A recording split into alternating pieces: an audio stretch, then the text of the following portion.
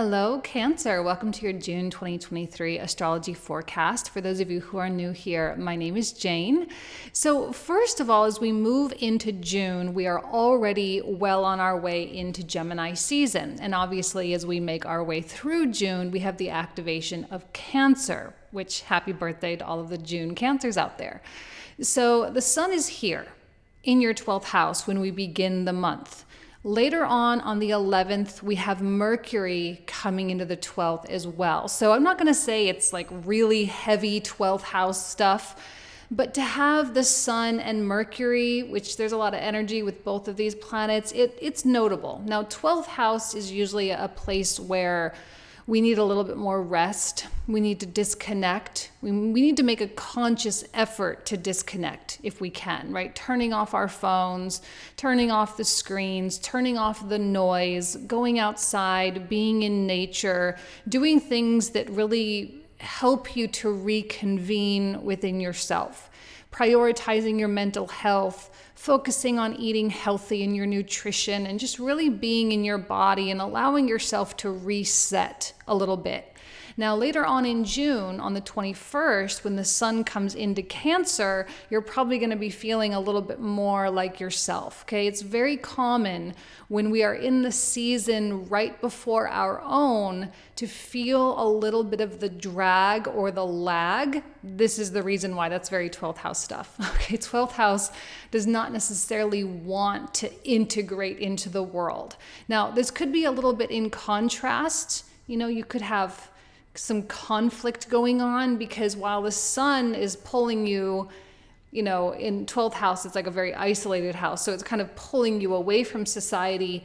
And yet in the beginning of June, we have Jupiter, which has just entered Taurus.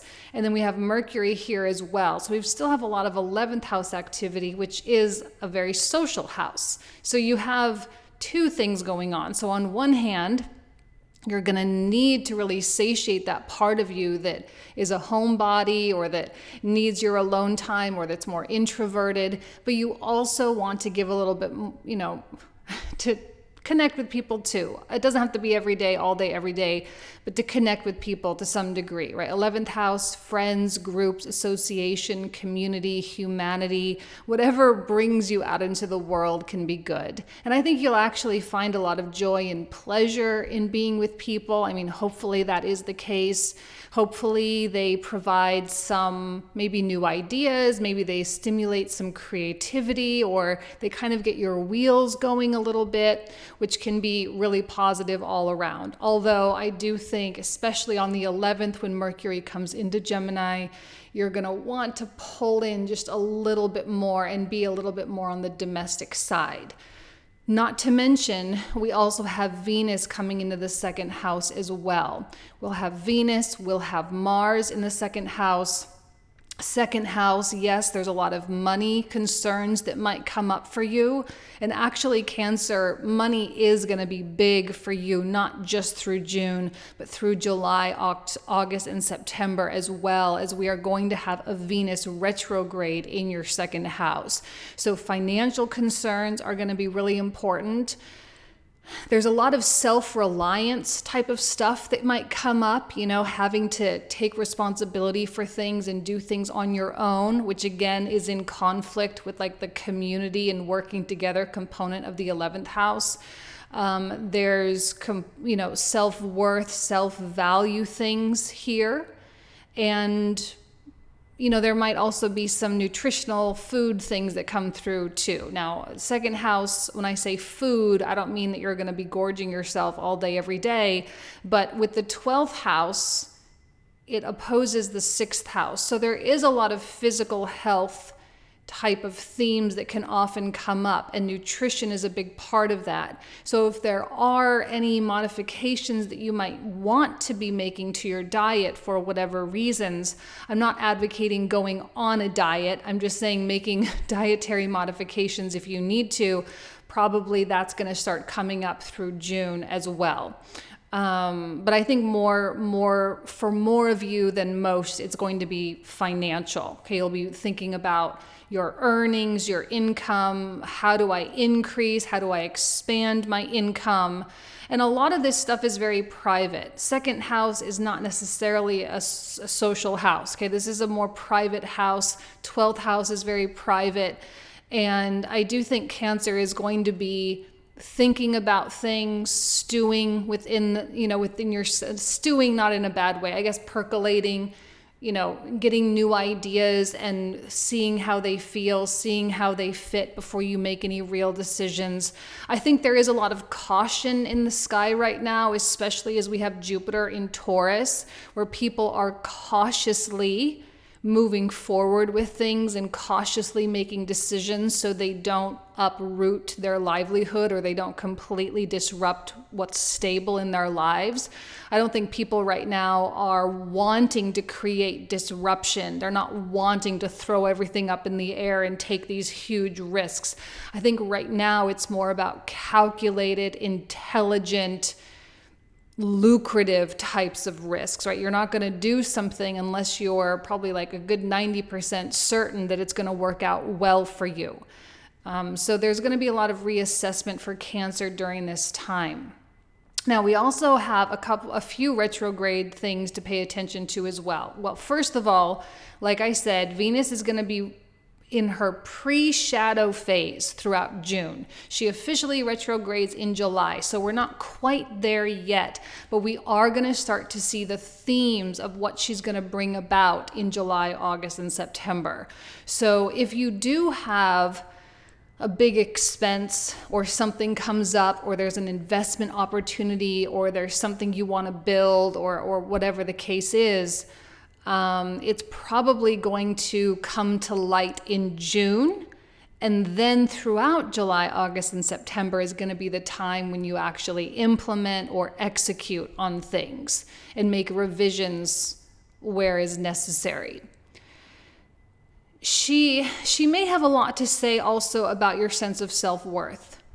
And with the sun in the 12th house, there's an element of being hidden.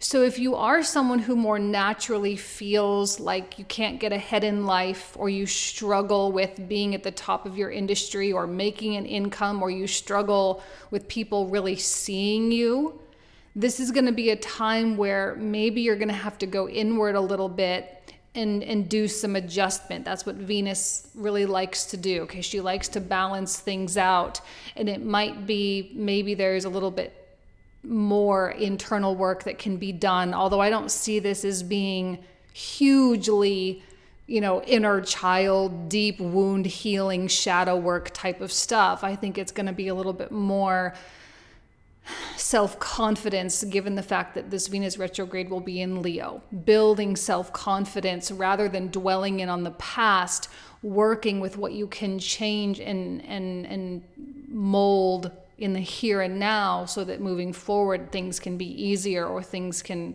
go better. Okay, so there's that Venus there.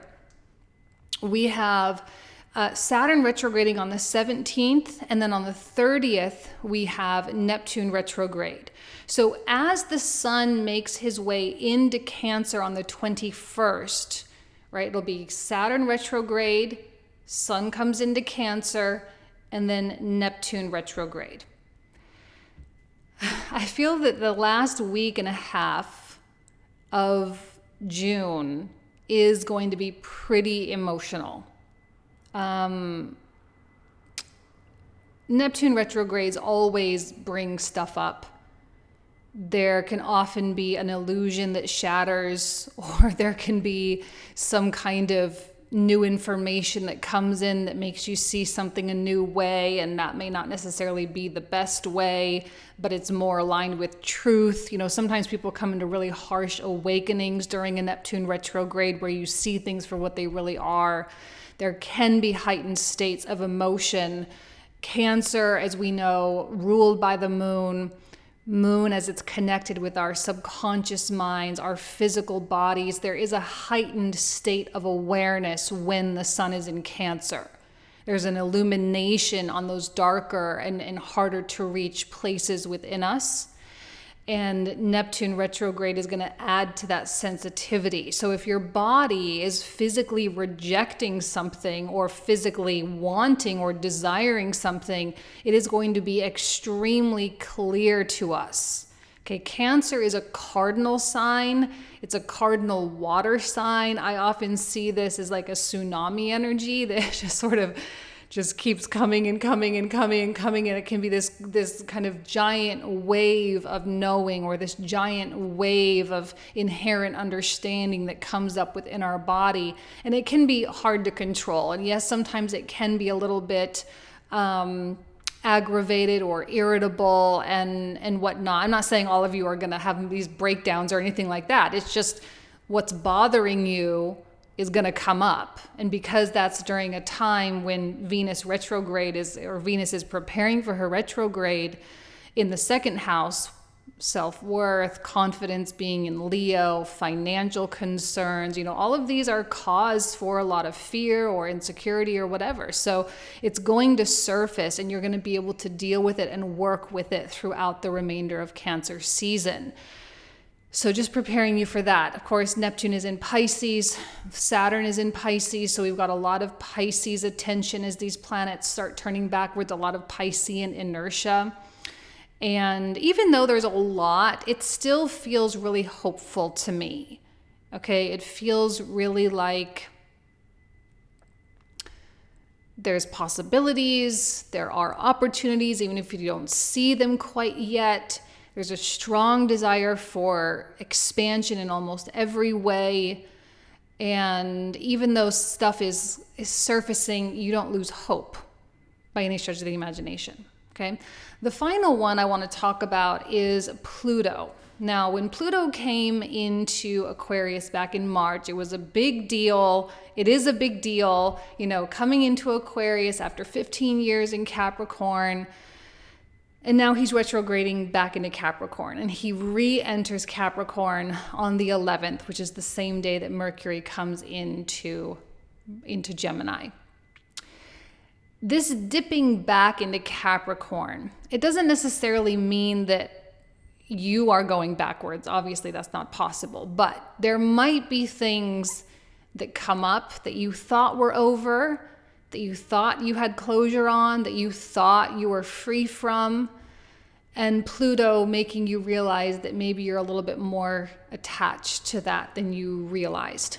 It still has more of an influence in your life than you realize. It still is affecting the way you're thinking about life and how you're approaching life. It's still affecting your relationships. It's still affecting your trust issues, whatever it is, okay? It's going to make you realize you're not as free. Now, that's not necessarily a bad thing, because what it's doing is it feels to me like it's preparing us for the real deal type of things. And we need to be genuinely free.